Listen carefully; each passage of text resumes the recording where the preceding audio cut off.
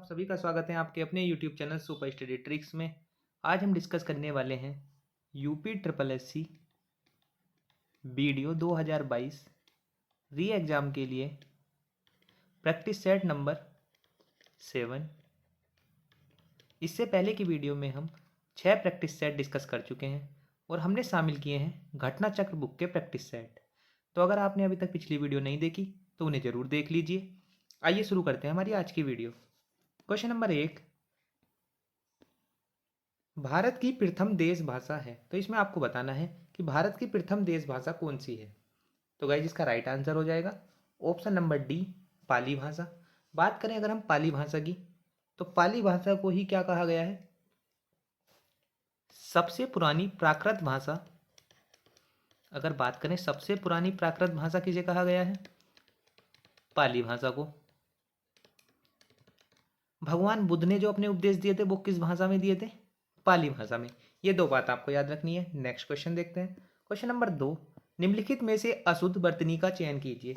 तो इसमें आपको बताना है कि कौन सी वर्तनी अशुद्ध है। तो आइए देख लेते हैं। बात करें मुमूर्षु की, तो मुमूर्षु इस तरह से लिखा जाता है, बिल्कुल सही है। श्रृंगार बिल्कुल सही है। बात करें चार दीवारी, तो चार दीवारी ना होकर शब्द क्या होता है, सही शब्द होता है चार दीवारी। ये आपको याद रखना है।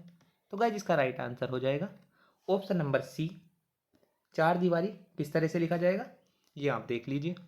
नेक्स्ट क्वेश्चन देखते हैं। क्वेश्चन नंबर 3, जहां किसी व्यक्ति को संबोधित किया जाए वहां किस विराम चिन्ह का प्रयोग किया जाता है। तो इसमें आपको बताना है, अगर किसी व्यक्ति को संबोधित किया जाए तो वहां किस अल्प विराम चिन्ह का प्रयोग किया जाता है। तो गाइस इसका राइट आंसर हो जाएगा ऑप्शन नंबर बी, अल्प विराम का प्रयोग किया जाता है। आइए एक उदाहरण से देख लेते हैं। जैसे हमने लिया प्रिय भाई,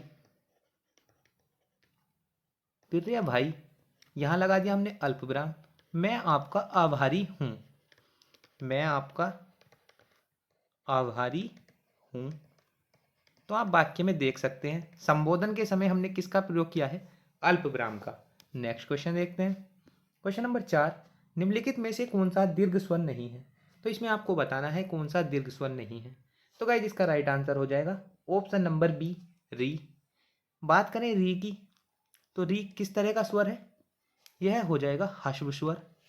हिंदी भाषा में अगर हम बात करें ह्रस्व स्वर की, तो ह्रस्व स्वर की संख्या बतानी है आपको कितनी होगी। हिंदी भाषा में ह्रस्व स्वर की संख्या कितनी होगी ये आपको बताना है। तो गाइस इनकी संख्या हो जाएगी 4। हिंदी भाषा में टोटल ह्रस्व स्वर कितने होते हैं, 4।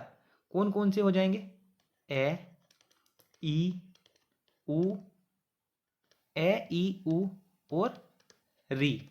ये क्या हो जाएंगे, 4 ह्रस्व स्वर। नेक्स्ट क्वेश्चन देखते हैं। क्वेश्चन नंबर 5, महेश्वर्य का संधि विच्छेद है। तो इसमें आपको बताना है कि महेश्वर्य का संधि विच्छेद क्या होगा। आइए हम संधि विच्छेद करके देख लेते हैं। बात करें महेश्वर्य की, तो किस तरह से लिखा जाएगा, महाधन ऐश्वर्य। यहाँ आपको ध्यान रखना है ऐश्वर्य में किस तरीके से लिखा जाएगा, बड़ा ए। तो गाइस इसका राइट आंसर हो जाएगा ऑप्शन नंबर ए, महाधन ऐश्वर्य क्या हो जाएगा, महेश्वर्य। बात करें अगर इस संधि में कौन सी संधि है, संधि का नाम पूछा जाए तो कौन सी संधि बतानी है आपको, वृद्धि संधि।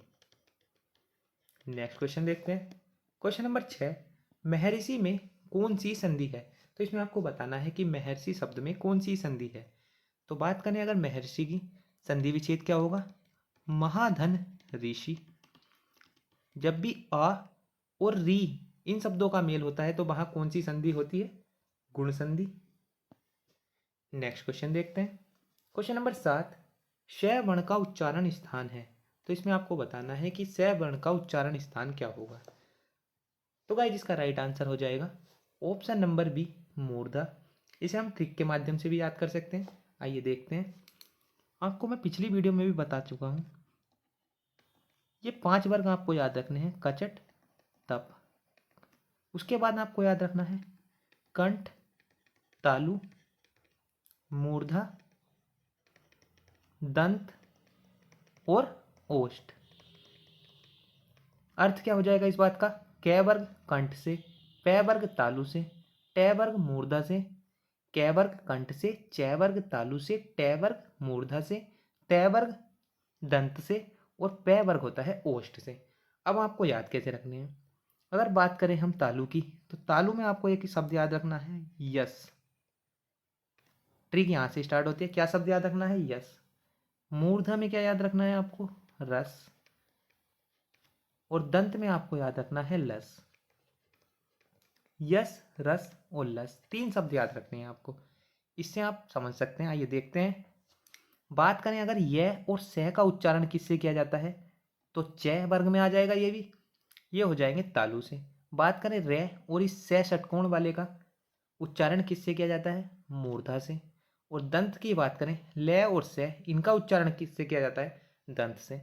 अब आपको कन्फ्यूजन होगा कि सह यहाँ भी है, यहाँ भी है और यहाँ भी, आप कैसे याद कर सकते हैं? तो आपने मैथ में पढ़ा होगा ले से, तो ले के साथ कौन सा सह रहेगा? ये वाला। यस किसी का भी नाम हो सकता है, तो यस कैसे लिखा जाता है? इस तरीके से आप याद कर सकते हैं। और रस आपको एक अकेला बचा, ये याद हो जाएगा।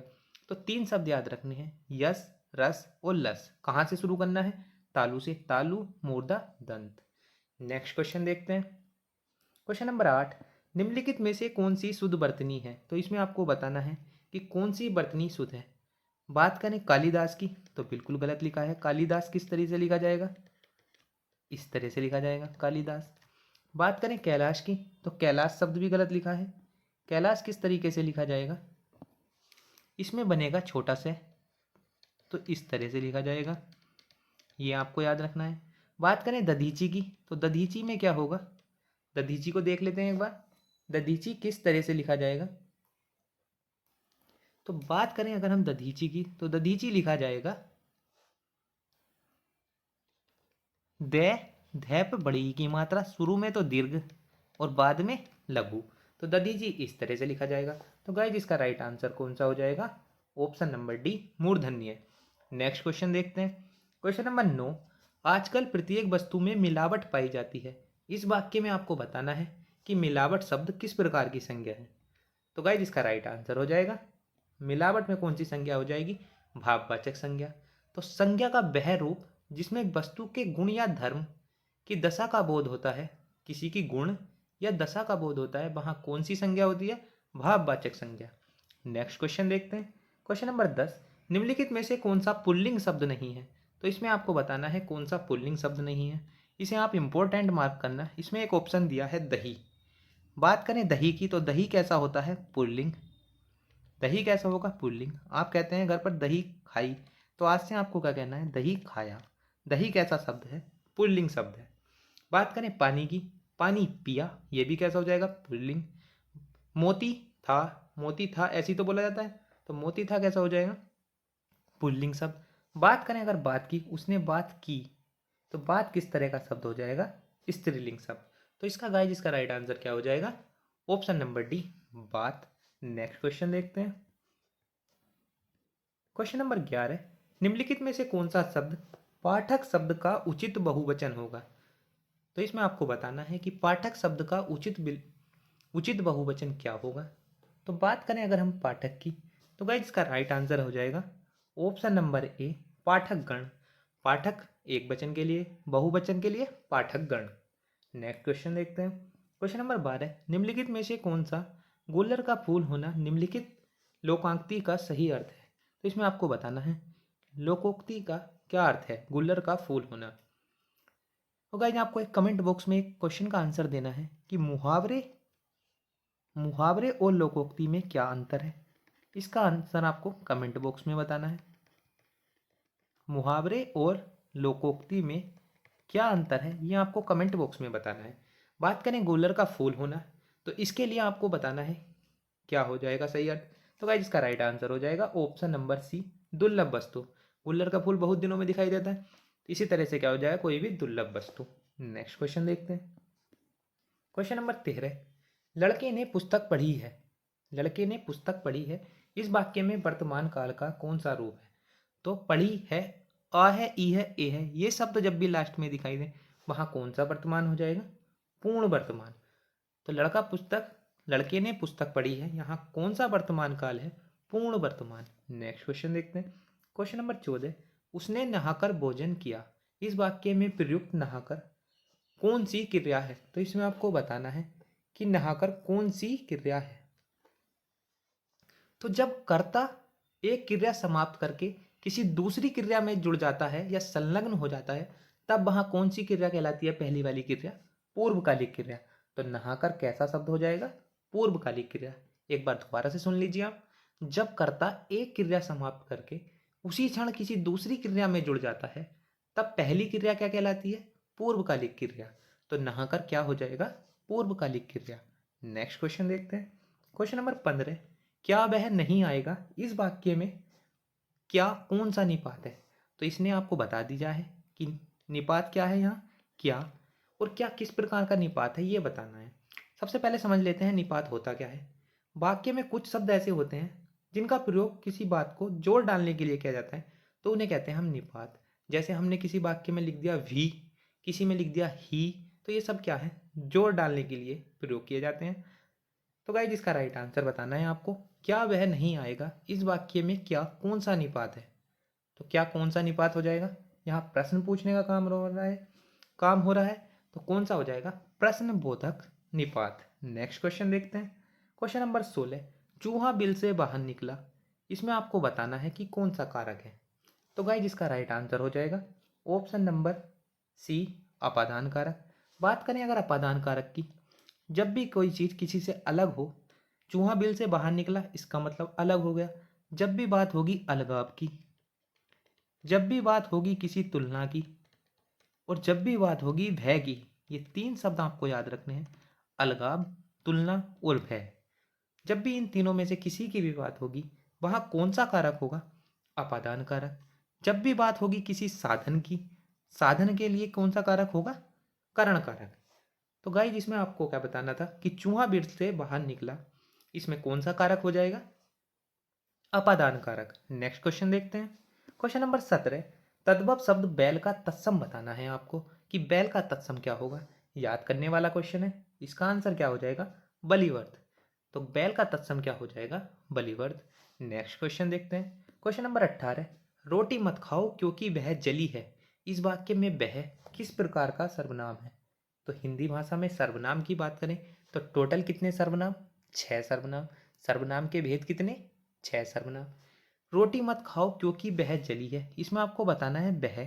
तो वह किसके बारे में बता रहा है? एक निश्चय प्रकट कर रहा है, तो इसका राइट आंसर हो जाएगा निश्चयवाचक सर्वनाम। नेक्स्ट क्वेश्चन देखते हैं। क्वेश्चन नंबर 19, राम का सारा प्रयत्न निष्फल रहा। इस वाक्य का रेखांकित शब्द विशेषण है। तो इसमें आपको बताना है सारा शब्द किस प्रकार का विशेषण है। राम का सारा प्रयत्न निष्फल रहा, तो यहाँ समझिए आप, सारा को आप माप तो सकते नहीं, प्रयत्न उसने किया है लेकिन कितना किया है आप नाप नहीं सकते। सारा शब्द किसके बारे में बता रहा है? परिमाण के बारे में, लेकिन कितना है यह नहीं बता रहा, तो इसलिए यह कैसा हो जाएगा? अनिश्चित परिमाण बोधक। नेक्स्ट क्वेश्चन देखते हैं। क्वेश्चन नंबर 20 से 22 तक आपको गद्यांश को पढ़ना है और उसके बाद उत्तर देने हैं। तो गद्यांश क्या है? क्या हम बिना क्रोध किए शांत रह सकते हैं? इसमें क्रोध और शांति के बारे में बताया है। बात तो क्रोध करने की हो पर अपने को शांत रखना ही योग है। इस महायोग की प्रवृत्ति में, इस महायोग की प्रवृत्ति में हम स्वयं पैदा कर सकते हैं। इस महायोग की प्रवृत्ति को हम स्वयं पैदा कर सकते हैं। महत्वपूर्ण है कि हम एकांत में बैठें, आस्था रखें कि हाँ मुझे शांत रहना है, मुझे किसी भी परिस्थिति में उत्तेजित नहीं होना है, और हाँ ऐसा मैं कर सकता हूँ। अतः एकाग्रचित्त होकर दृढ़ संकल्प शक्ति द्वारा हम शांत रहने की प्रवृत्ति को अपनाकर क्रोध पर काबू पा सकते हैं। नेक्स्ट लाइन देखते हैं। शांत रहने का मार्ग अपनाने पर हमारी दुनिया बदल जाएगी और जीवन अधिक आनंदमय लगेगा। हमारे चेहरे पर नई चमक, कार्य में नया उत्साह, हृदय में निर्मलता एवं शीतलता का स्वयं अनुभव होने लगेगा। बिना श्रम के, बिना किसी खर्च के, बिना किसी उपचार के, बिना ही पाचन क्रिया स्वतः ठीक होने पर छोटे मोटे रोग दूर भाग जाएंगे। खींचना, गुस्सा करना, चीखना, चिल्लाना और बड़बड़ाते रहना हमारे मन के गुबार को ही परिलक्षित करते हैं। इसका अर्थ हमारे मन के अंदर के क्रोध को ही दर्शाते हैं। इनसे हमारी पहचान पर धब्बा लग जाता है और हमारे ओजस्वी चेहरे पर चिंता की रेखाएं उभर आती हैं। अगर हम कुछ समय निकालकर पूर्ण समर्पण के साथ शांत रहने की आदत डालें तो निश्चय ही सफलता हमारे कदम चूमेगी। शांत रहने की प्रक्रिया में यदि हम रात्रि को शयन कक्ष में जाने से पूर्व अपनी व्यक्तिगत दैनंदिनी डायरी में दिन भर की वे घटनाएं लिखते रहें जब हम शांत नहीं रह सके तो कुछ दिनों बाद वही दैनंदिनी यानी डायरी पढ़ने पर आप अपनी तब की कमजोरी पर स्वयं हंस पड़ेंगे। कितनी छोटी बात पर हम क्रोध करने लगते हैं। आओ गुस्सा व उत्तेजना को फेंक दें और शांत रहना शुरू करें। तो इसमें आपको बताना है, अब यहाँ आपने गद्यांश पढ़ चुके हैं, इसमें आपको कुछ प्रश्नों के उत्तर देने हैं। तो क्वेश्चन पहला जो दिया है वो दिया है उपयुक्त गद्यांश का सही शीर्षक क्या है। तो इसमें आपको बताना है कि सही शीर्षक क्या है। तो इसमें शांति के बारे में बताया गया है। तो गाइस इसका राइट आंसर हो जाएगा ऑप्शन नंबर ए, शांत रहो सुखी रहो। नेक्स्ट क्वेश्चन देखते हैं। क्वेश्चन नंबर 21, क्रोध आने की स्थिति में शांत रहने की प्रवृत्ति को क्या नाम दिया गया है। तो पहली ही लाइन में दिया था क्रोध रहने आने पर शांत रहने की प्रवृत्ति को क्या नाम दिया है, महायोग का नाम दिया है। नेक्स्ट क्वेश्चन देखते हैं। क्वेश्चन नंबर 22, क्रोध को काबू में रखने में मुख्यतः कौन से रोग दूर हो जाते हैं। तो ये कौन सा राइट आंसर हो जाएगा, ऑप्शन नंबर बी, पाचन क्रिया से जुड़े। आप एक बार गद्यांश को ध्यान से पढ़ लीजिएगा, उसके बाद उत्तर देना तो आपके सही हो जाएंगे। नेक्स्ट क्वेश्चन देखते हैं। क्वेश्चन नंबर 23, हिंदी के लिए प्रयुक्त, इसमें आपको बताना है कि हिंदी के लिए प्रयुक्त देवनागरी लिपि में कुल कितने वर्ण हैं। तो इसमें आपसे पूछा गया है कि हिंदी भाषा में टोटल कितने वर्ण हैं। तो गाइस इसका राइट आंसर हो जाएगा ऑप्शन नंबर ए, 52 वर्ण। अब एग्जाम का क्या पता हमें कि कौन सा क्वेश्चन पूछा जाए, आइए हम देख लेते हैं इससे संबंधित कौन कौन से क्वेश्चन बन सकते हैं। बात करें अगर हिंदी भाषा में वर्णों की संख्या की, तो टोटल वर्ण कितने हो गए हमारे, 52। अगर आपसे पूछा जाए स्वरों की संख्या कितनी, तो स्वर आपको कितने बताने हैं, 11। अगर आपसे पूछा जाए स्पर्श व्यंजन कितने हिंदी भाषा में, स्पर्श व्यंजनों की संख्या कितनी, तब आपको बताना है कितनी, 25। कौन कौन से वर्ग हो जाएंगे, कचट तप, प्रत्येक वर्ग में 5-5 अक्षर, तो टोटल कितने हो गए, 25। कचट तप आपको याद रखना है। उसके बाद अगर हम बात करें हिंदी भाषा में दीर्घुण वर्ण, दीर्घुण व्यंजन, दीर्घुण व्यंजनों की संख्या कितनी, ये भी 2। कौन कौन से, डे और ढे। इनके नीचे जो ये पॉइंट लगा है इसे क्या बोलते हैं, नुक्ता। बात करें अगर हम संयुक्त व्यंजनों की संख्या की, आपसे पूछा जा सकता है कि संयुक्त व्यंजनों की संख्या कितनी, तब आपको कितनी बतानी है, 4। कौन कौन से हो जाएंगे, 6 क्षत्रिय, त्रय त्रिशूल, गय ज्ञानी और श्रेय श्रमिक, ये आपको याद रखना है। अगर आपसे पूछा जाए हिंदी भाषा में अंतस्थ व्यंजनों की संख्या कितनी, तो अंतस्थ व्यंजन भी कितने, 4। कौन कौन से हो जाएंगे, ये, रे, ले और बे, ये आपको याद रखना है। आपसे अगर पूछा जाए हिंदी भाषा में ऊष्म व्यंजन की संख्या कितनी, तो ऊष्म व्यंजन कौन से हो जाएंगे, 4। कौन कौन से, से और लास्ट में है, ये 4 आपको याद रखने हैं। तो आप इन, एक आपको याद रखना है अयोगवा, हिंदी भाषा में अयोगवा की संख्या कितनी, 2। कौन कौन से हो जाएंगे, अनुस्वार और एक हो जाएगा विसर्ग, ये आपको याद रखने हैं। तो इसे आप देख सकते हैं। अगर आपसे पूछा जाए हिंदी भाषा में टोटल वर्ण कितने, हिंदी भाषा में टोटल वर्णों की संख्या कितनी, तो आपको बताना है 52। अगर आपसे पूछा जाए स्वर कितने, 11। पूछा जाए आपसे स्पर्श व्यंजन की संख्या कितनी, तो आपको बताना है 25। द्विगुण व्यंजन पूछा जाए तो कौन से हो जाएंगे, डे और ढे, इनकी संख्या कितनी, 2। संयुक्त व्यंजन की संख्या पूछी जाए तो 4। कौन कौन से हो जाएंगे, 6 क्षत्रिय, त्रय त्रिशूल, ज्ञ ज्ञानी और श्रेय श्रमिक। बात करें अंतस्थ व्यंजन की, तो अंतस्थ व्यंजन की संख्या कितनी, 4, ये, रे, ले और बे। बात करें ऊष्म व्यंजन की संख्या कितनी, तो ये भी कितनी हो जाएगी, 4। कौन कौन से हो जाएंगे, से, शे और है।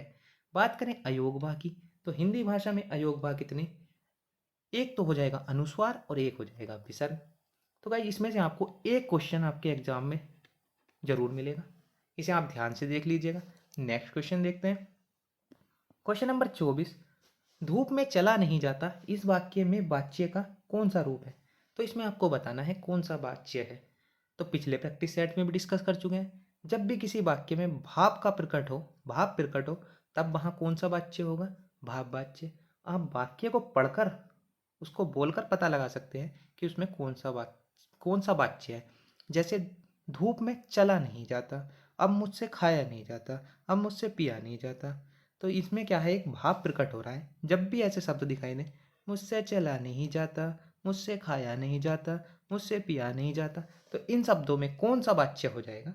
भाव वाच्य। इसे आप बोल कर देख सकते हैं। तो गाइस इसका राइट आंसर हो जाएगा ऑप्शन नंबर ए, भाव वाच्य। नेक्स्ट क्वेश्चन देखते हैं। क्वेश्चन नंबर 25, निम्नलिखित में से कौन सा दिशावाचक अव्यय नहीं है? तो इसमें आपको बताना है कि कौन सा दिशावाचक अव्यय नहीं है। गाइस एक बार ध्यान से पढ़ लीजिए। ऑप्शन नंबर ए अलग, ऑप्शन नंबर बी दूर, ऑप्शन नंबर सी बाएं और ऑप्शन नंबर डी वहां। तो गाइस इसका राइट आंसर क्या हो जाएगा? ऑप्शन नंबर डी वहां। वहां एक दिशावाचक अव्यय न होकर क्या हो जाएगा? स्थानवाचक अव्यय। किस तरह का अव्यय हो जाएगा? स्थानवाचक अव्यय। नेक्स्ट क्वेश्चन देखते हैं। अगर आपको स्थानवाचक अव्यय में और कौन कौन से मिल जाएंगे? यहाँ, वहाँ, जहाँ, कहाँ, ये आपको याद रखने हैं। नेक्स्ट क्वेश्चन देखते हैं। क्वेश्चन नंबर 26, निम्नलिखित में से कौन सा रीतिवाचक क्रिया विशेषण नहीं है? तो इसमें आपको बताना है कि कौन सा रीतिवाचक क्रिया विशेषण नहीं है। आइए देख लेते हैं। तो बात करें अगर हम ऑप्शन नंबर सी यथाक्रम की, यथाक्रम कैसा विशेषण हो जाएगा? यह रीतिवाचक क्रिया विशेषण नहीं है, बल्कि क्या है? एक क्रम के बारे में बता रहा है। तो यह हो जाएगा परिमाण वाचक क्रिया विशेषण। किस तरह का क्रिया विशेषण? परिमाण वाचक क्रिया विशेषण। बात करें अगर हम रीतिवाचक क्रिया विशेषण की, तो रीतिवाचक क्रिया विशेषण में कौन कौन से शब्द आ जाएंगे? अवश्य, शायद, मात्र, इसलिए, सचमुच, सचमुच और एक आपको याद रखना है इंपॉर्टेंट, बेशक। ये सब कैसे हो जाएंगे? रीतिवाचक क्रिया विशेषण। नेक्स्ट क्वेश्चन देखते हैं। क्वेश्चन नंबर 27, निम्नलिखित में से कौन सा तत्सम और तद्भव का युग्म त्रुटिपूर्ण है? अर्थात कौन सा युग्म गलत है, ये आपको बताना है। बात करें कपूर, कर्पूर का कपूर बिल्कुल सही है, ऊष्ट का ऊंट बिल्कुल सही है, प्रस्तर का पत्थर बिल्कुल सही है। तो गाइस इसका राइट आंसर हो जाएगा ऑप्शन नंबर सी, गेहूं का गेहूं ना होकर क्या होगा? गेहूं का तत्सम होता है गोधूम। ये आपको याद रखना है। नेक्स्ट क्वेश्चन देखते हैं। क्वेश्चन नंबर 28, किताब किस भाषा का शब्द है? तो इसमें आपको बताना है कि किताब किस भाषा का शब्द है। अगर बात करें अगर हम हिंदी में, जब भी भाषा के शब्दों से क्वेश्चन पूछे जाते हैं तो हम कुछ टाइम बाद भूल जाते हैं। तो उन्हें किस तरीके से याद कर सकते हैं? तो एक आसान सी ट्रिक देख लेते हैं जिससे हमें याद करना है। आइए ट्रिक क्या हो जाएगी? ट्रिक क्या है? आपको एक स्टोरी सुननी है ध्यान से। कि पहले तो आप ये देख लीजिए कि किताब किस भाषा का शब्द है। तो किताब किस भाषा का शब्द हो जाएगा? अरबी भाषा का। अब अरबी से संबंधित आप एक स्टोरी सुनिए। अरबी जो होते हैं, अरबी जो होते हैं, इनकी किस्मत बहुत अच्छी होती है। किस्मत कैसी होती है इनकी? बहुत अच्छी होती है। जब किस्मत अच्छी होती है तो ये कैसे होते हैं? अमीर होते हैं। अमीर होते हैं, अमीर होते हैं तो इनकी जो औरतें होती हैं वो इनकी इज्जत करती हैं। इनकी जो अपनी औलाद होती है वो भी इनकी क्या करती है? इज्जत करती है। वही अमीर आदमी, औरत भी इज्जत करती, औलाद भी इज्जत करती है। ठीक है। जब इसके पास पैसा बहुत है, अमीर है, तो ये क्या करते हैं? इमारत का निर्माण करते हैं। यहीं देख लीजिए आप, इमारत बहुत बनाते हैं, इमारतों का निर्माण करते हैं। बात करें अगर इनके इनके हर कदम पर, कदम कदम पर ये क्या देते हैं? गरीबों को कर्ज देते हैं। पैसा फ्री में थोड़ी देंगे, तो क्या देते हैं? कर्ज देते हैं। तो इससे आप ये शब्द याद कर सकते हैं। आइए देखते हैं, इसे समझ लेते हैं एक बार। तो सबसे पहले देखिए आप, अरबी कैसे होते हैं? इनकी किस्मत अच्छी होती है। तो किस्मत शब्द कैसा? अरबी भाषा का। अरबी से आप रिलेट कर सकते हैं किस भाषा के शब्द हैं ये? अरबी भाषा के। किस्मत अच्छी होती है तो किस्मत किस भाषा का शब्द? अरबी भाषा का। अमीर बहुत होते हैं ये, अमीर किस भाषा का शब्द? अरबी भाषा का। औरतें और औलाद इनकी बहुत इज्जत करती है, दोनों शब्द किस भाषा के? अरबी भाषा के। इमारतों का निर्माण करते हैं, धनी बहुत है तो इमारतों का निर्माण करेंगे। तो इमारत किस भाषा का शब्द? अरबी भाषा का। कदम कदम पर गरीबों को क्या देते हैं? कर्ज देते हैं। तो ये शब्द किस भाषा के हो जाएंगे? अरबी भाषा के। आइए नेक्स्ट क्वेश्चन देखते हैं। क्वेश्चन नंबर 29, निम्नलिखित में से कौन सा विकल्प त्रुटिपूर्ण है? तो इसमें आपको बताना है कि कौन सा विकल्प गलत है। तो बात करें अगर ऑप्शन नंबर 1 घोड़ा, घोड़े का पर्यायवाची तुरंग बिल्कुल सही है। कुबेर का राजराज बिल्कुल सही है। कमल का तामरस बिल्कुल सही है। तो गाइस इसका राइट आंसर हो जाएगा ऑप्शन नंबर डी, राजा का पर्यायवाची विभु नहीं होता। तो विभु किसका पर्यायवाची है, ये देख लेते हैं। तो विभु किसका पर्यायवाची हो जाएगा, यह हो जाएगा विष्णु जी का पर्यायवाची। बात करें अगर हम विष्णु जी के और कौन कौन से पर्यायवाची हो जाएंगे, तो एक पर्यायवाची आपको याद रखना है जनार्दन। जनार्दन किसका पर्यायवाची है, विष्णु जी का। मुकुंद किसका पर्यायवाची है, विष्णु जी का। ये आपको याद रखने हैं। नेक्स्ट क्वेश्चन देखते हैं। क्वेश्चन नंबर 30, घुड़सवार किस प्रकार का शब्द है। तो बात करें अगर हिंदी भाषा में ऐसे शब्द जो दो शब्दों को जोड़कर बनाए जाते हैं उन्हें क्या कहते हैं, यौगिक शब्द। तो गाइस इसका राइट आंसर हो जाएगा घुड़सवार किस प्रकार का शब्द है, यौगिक शब्द। नेक्स्ट क्वेश्चन देखते हैं। क्वेश्चन नंबर 31, निम्नलिखित में से कौन सा मित्र शब्द का अर्थ नहीं है। तो इसमें आपको बताना है कि कौन सा मित्र शब्द का अर्थ नहीं है। तो गाइस इसका राइट आंसर हो जाएगा ऑप्शन नंबर सी, शिव। शिव मित्र का अर्थ नहीं देता। मित्र के और कौन कौन से अर्थ हो जाएंगे, दोस्त, सूर्य, प्रिय या सहयोगी या सखा। ये सब किसके पर्यायवाची हो जाएंगे, मित्र के। नेक्स्ट क्वेश्चन देखते हैं। क्वेश्चन नंबर 32, यह भी पर्यायवाची से संबंधित है। निम्नलिखित में से कौन सा सरस्वती का पर्यायवाची नहीं है। तो इसमें आपको बताना है कि कौन सा शब्द सरस्वती का पर्यायवाची नहीं है। तो गाइस इसका राइट आंसर हो जाएगा ऑप्शन नंबर डी, इला। इला सरस्वती का पर्यायवाची न होकर बल्कि किसका पर्यायवाची हो जाएगा, पृथ्वी का। बात करें अगर हम पृथ्वी के पर्यायवाची की, तो और कौन कौन से पर्यायवाची हो जाएंगे। एक तो आपको याद रखना है उर्वी, धरा, धरती, भू। ये किसके पर्यायवाची हो जाएंगे, धरती के। धरती के ही पर्यायवाची में एक आपको याद रखना है वसुधा, और एक याद रखना है आपको धरणी। कौन सा याद रखना है, धरणी। तो कौन कौन से पर्यायवाची हो जाएंगे, उर्वी, धरा, धरती, भू, धरणी और वसुधा। ये आपको याद रखने हैं। नेक्स्ट क्वेश्चन देखते हैं। क्वेश्चन नंबर 33, वह शब्दांश या अव्यय जो किसी शब्द के पहले आकर उसका विशेष अर्थ प्रकट करते हैं उसे क्या कहते हैं। तो ऐसे शब्द जो किसी शब्द के पहले आकर उसके अर्थ में परिवर्तन करते हैं उन्हें क्या कहा गया है, उन्हें कहा गया है उपसर्ग। और ऐसे शब्द जो किसी शब्द के अंत में लगकर उसका अर्थ परिवर्तित करते हैं उसे क्या कहते हैं, प्रत्यय। नेक्स्ट क्वेश्चन देखते हैं। क्वेश्चन नंबर 34, भिक्षुक शब्द में कौन सा प्रत्यय लगा है। तो इसमें आपको बताना है कि भिक्षुक शब्द में कौन सा प्रत्यय लगा है। बात करें अगर प्रत्यय की, तो प्रत्यय कहाँ लगाए जाते हैं, अंत में। तो इसमें कौन सा प्रत्यय लगा है, उक प्रत्यय। तो गाइस इसका राइट आंसर हो जाएगा ऑप्शन नंबर सी, उक प्रत्यय। नेक्स्ट क्वेश्चन देखते हैं। क्वेश्चन नंबर 35, निम्नलिखित में से कौन सा विशेष्य शब्द नहीं है। तो इसमें आपको बताना है कि कौन सा शब्द विशेष्य नहीं है। तो गाइस इसका राइट आंसर हो जाएगा ऑप्शन नंबर डी, घातक। घातक विशेष्य न होकर क्या होगा, विशेषण। नेक्स्ट क्वेश्चन देखते हैं। क्वेश्चन नंबर 36, निम्नलिखित में से कौन सा विशेषण शब्द नहीं है। तो इसमें अब आपको बताना है कौन सा शब्द विशेषण नहीं है। तो आइए देख लेते हैं। तो गाइस इसका राइट आंसर हो जाएगा ऑप्शन नंबर सी, विषाद। विषाद क्या हो जाएगा, ये विशेषण न होकर क्या होगा, विशेष्य। अगर बात करें इसके विशेषण की, तो इसका विशेषण क्या होगा, वह हो जाएगा विषण। ये आपको याद रखना है, इसका विशेषण क्या हो जाएगा, विषण। नेक्स्ट क्वेश्चन देखते हैं। क्वेश्चन नंबर 37, जो स्त्री सूर्य भी न देख सके। ऐसी स्त्री जो सूर्य भी न देख सके, इस वाक्यांश के लिए एक शब्द बताना है। तो गाइस इसका राइट आंसर हो जाएगा असूर्यमिस्पृश्य। ऐसी स्त्री जो सूर्य न देख सके, असूर्यमिस्पृश्य।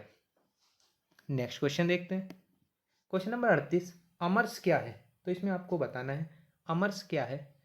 तो गाइस अमर्ष क्या हो जाएगा, अमर्ष एक संचारी भाव है। संचारी भाव को क्या कहा गया है, व्यभिचारी भाव भी कहा जाता है। बात करें अगर इसकी, इस संचारी भाव की, तो संचारी भाव किस में सहायक होते हैं, स्थायी भाव में सहायक होते हैं। और इनकी संख्या की बात करें तो टोटल कितनी हो जाएगी, 33। तो ये कुछ पॉइंट आपको याद रखने हैं। बात करें संचारी भाव की, इन्हीं का दूसरा नाम क्या हो जाएगा, व्यभिचारी भाव। व्यभिचारी भाव, ये आपको याद रखना है। संख्या कितनी, 33। दूसरा नाम क्या, व्यभिचारी भाव। सहायक किस में होते हैं, स्थायी भाव में सहायक। नेक्स्ट क्वेश्चन देखते हैं। क्वेश्चन नंबर 39, असंभव शब्द में कौन सा समास है? तो असंभव, इसका अर्थ क्या होगा? न संभव, अर्थात जो संभव नहीं है। तो ऐसा कोई सा भी शब्द जो न का अर्थ दे, वहां कौन सा समास होता है? वहां कौन सा समास होगा? नज्ञ तत्पुरुष समास। तो गाइस इसका राइट आंसर हो जाएगा ऑप्शन नंबर ए, नज्ञ तत्पुरुष समास। नेक्स्ट क्वेश्चन देखते हैं। क्वेश्चन नंबर 40, खेचर शब्द में कौन सा समास है? तो इसमें आपको बताना है कि खेचर शब्द में कौन सा समास है। तो गाइस इसका राइट आंसर हो जाएगा ऑप्शन नंबर ए, अलूक तत्पुरुष, अलूक तत्पुरुष समास। नेक्स्ट क्वेश्चन देखते हैं।